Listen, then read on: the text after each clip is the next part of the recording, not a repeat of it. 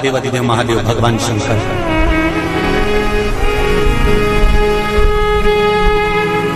भोलेनाथ नंदी को लेकर निकले।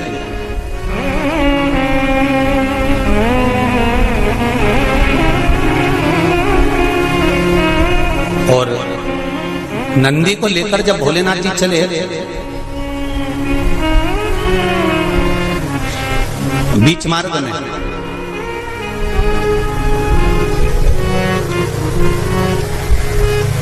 जिस चंचुला देवी का पति बिंदुक के प्राण छूटे थे और जो चंचुला देवी माता पार्वती की सेवा में लगी हुई थी, वो चंचुला देवी का दर्शन भगवान शंकर को और शंकर भगवान का दर्शन चंचुला देवी को। अब देखिएगा जरा कथा पर विशेष ध्यान रखना। श्रावण महीने की शिव महापुराण की कथा कह रही है कि नारी का अखंड सौभाग्य कैसे रह सकता है।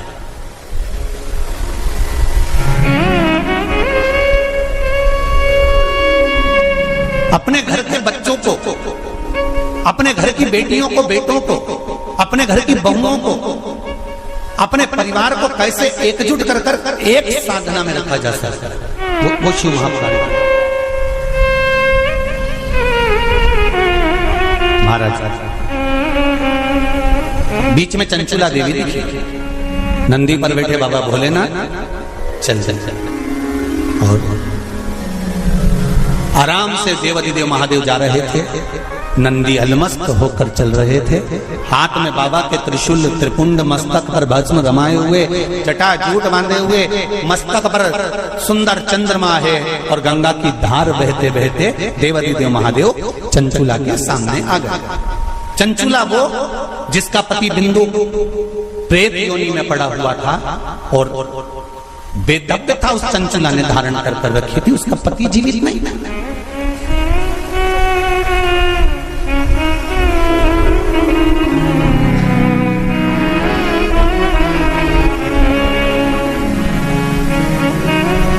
हाथ जोड़े चंचुला देवी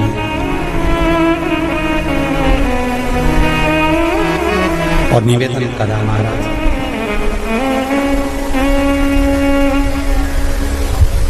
हे भोलेनाथ, हे त्रिकालदर्श, हे शिव। अरे वो काशी रेवण वाले की,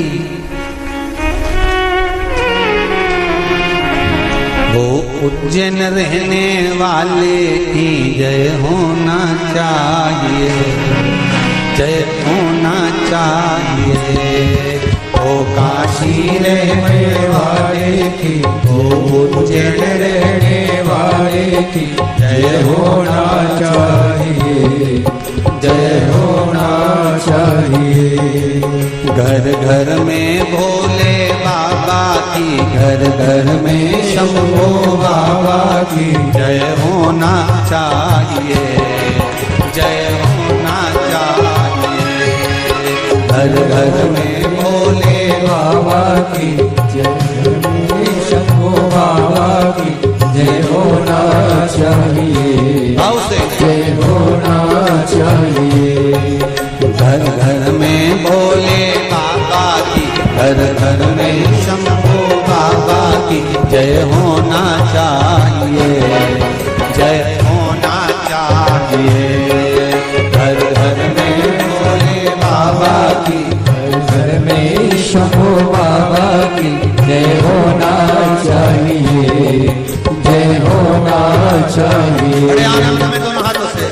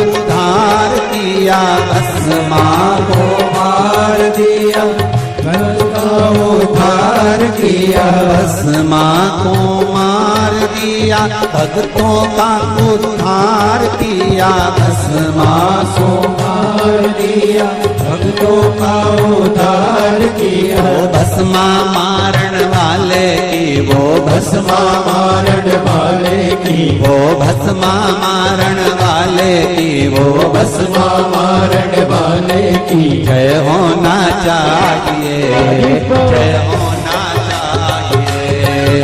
वो भस्मा मारण वाले की जय होना चाहिए, जय होना चाहिए। घर घर में चंचुला देवी की आंख में जल भरा हुआ था।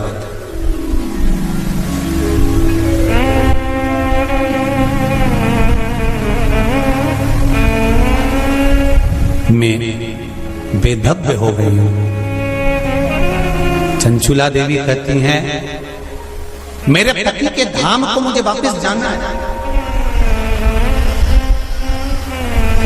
जिस लोक में मेरा पति रहता है मुझे उस लोक में जाना है। शंकर भगवान ने एक बात बड़ी सुंदर कही चंचुला देवी को, आपको मालूम है? चंचुला,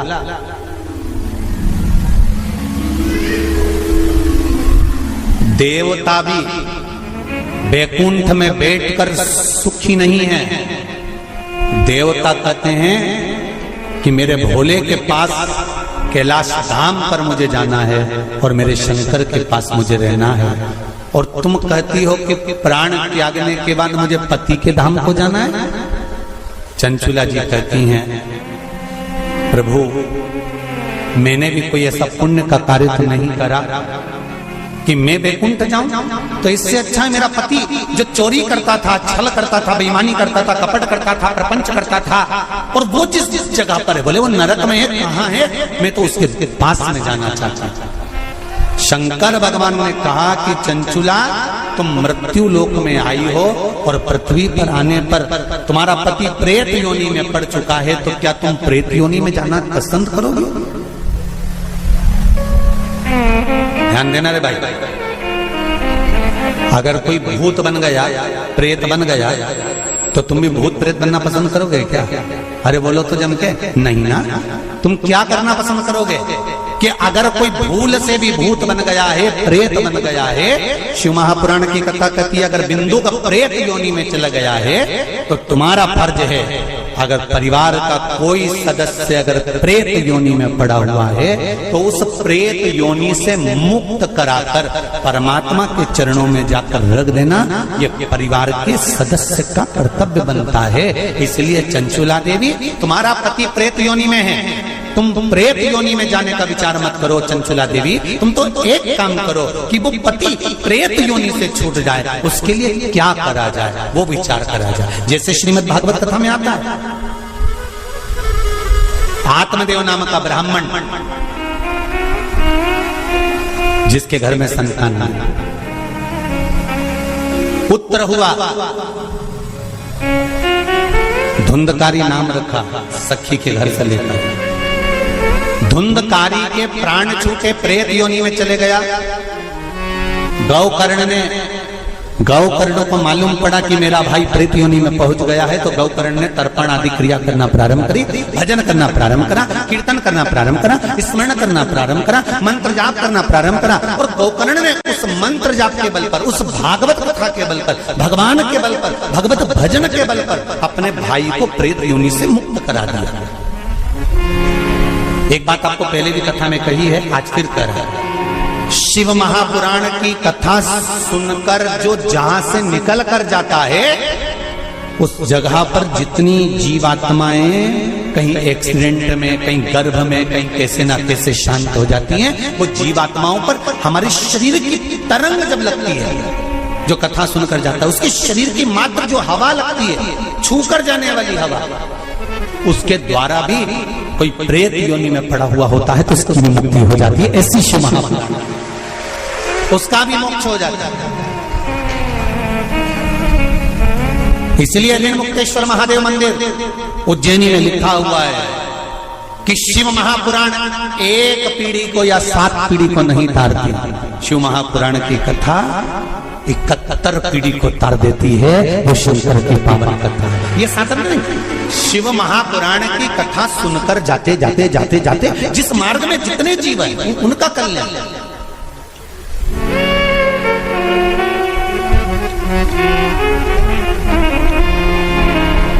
इतना तो करना स्वामी जब प्राण तन से निकले। मरना निश्चित है, प्राण छूटेंगे ये निश्चित है, कब छूटेंगे ये पक्का पता नहीं, किसकी कितनी उम्र है ये मालूम नहीं है। तो एक काम तो कर सकते हैं, भगवान से प्रार्थना तो कर सकते हैं कि बाबा ऐसी कृपा करना, ऐसी दया करना, मेरी ऐसी बुद्धि करना कि तेरा भजन करते हुए, तेरा दर्शन करते हुए, तेरा कीर्तन करते हुए, तेरा मंत्र जाप करते हुए मेरे प्राण छूट जाए। इतना तो करना स्वामी जब प्राण मन से निकले, गोविंद नाम लेकर जब प्राण तन से निकले। भगवान से इतनी प्रार्थना जरूर करना कि तेरे भजन करते करते, तेरा स्मरण करते करते, तेरा मंत्र जाप करते करते, तेरा कीर्तन करते करते, तेरी कथा श्रवण करते करते, दान पुण्य सत्कर्म करते करते, तीर्थ आदि करते करते, गंगा का स्नान, यमुना का स्नान, सरयू का स्नान करते करते, सारी पुरियों का स्नान करते, पूजन करते करते मेरे प्राण तीर्थ में समा जाए। इससे बढ़कर कोई सुख जीवन का नहीं हो सकता, इससे बढ़कर कोई आनंद नहीं हो सकता।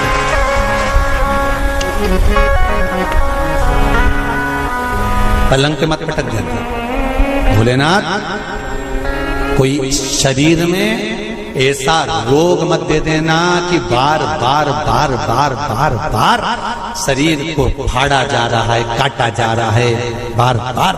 ये निकालो जांच के लिए मुंबई पहुंचाओ, ये निकालो जांच के लिए दिल्ली पहुंचाओ, ये निकालो जांच के लिए पुणे पहुंचाओ, जांच के लिए चेन्नई पहुंचाओ।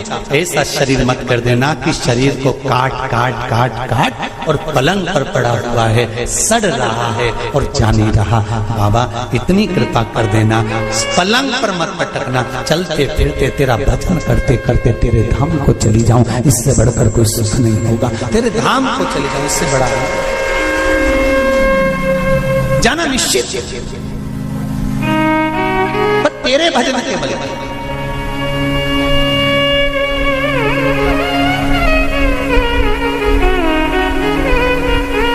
महाराज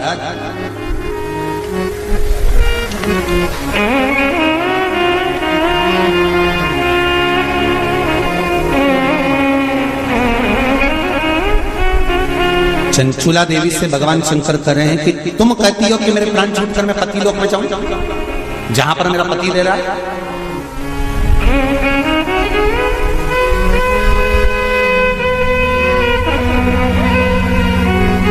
फिर ध्यान दो, इसको और सरल तरीके से समझ लो। पति मदिरा की दुकान पर बैठ रहा है और पत्नी अपनी सास से कह दे मैं तो वही रहूंगी जहां मेरा पति रह गया है। जम के तो बोलो जहां मेरा पति रह रहा मैं तुम्हारा रहूंगा। पति मदिरा की दुकान पर बैठा है, मदिरा का नशा कर रहा है, तो क्या पत्नी माजा का नशा करेगी? अरे बोलो जम के नहीं। शिव महापुराण का ये संवाद याद रखना, शंकर भगवान चंचुला देवी से कह रहे हैं पति के लोक नहीं, पति अगर प्रेत योनि में पड़ा है तो उस योनि से छुड़ाकर शिव लोक में पति को लेकर आ और खुद भी शंकर की शरणागति ग्रहण कर ले। पत्नी धर्म पत्नी वो होती, धर्म पत्नी वो होती।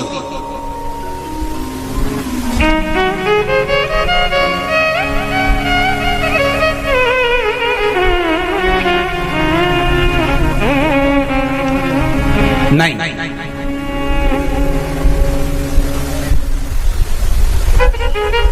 तुम अगर मदिरा की दुकान पर बैठोगे तो मैं भी बैठूंगा, तुम जुआ खेलोगे तो मैं भी खेलूंगी, तुम वैश्यावृत्ति करोगे तो मैं भी करूंगा। ये धर्म पत्नी का तरीका नहीं है। धर्म पत्नी का तरीका है कि पति अगर मदिरा की दुकान पर बैठा है तो तू कुछ ऐसा कर्म कर जिसके बल पर तेरा पति मदिरा की दुकान छोड़ दे, वो अलग मदिरा पीना ही छोड़ दे।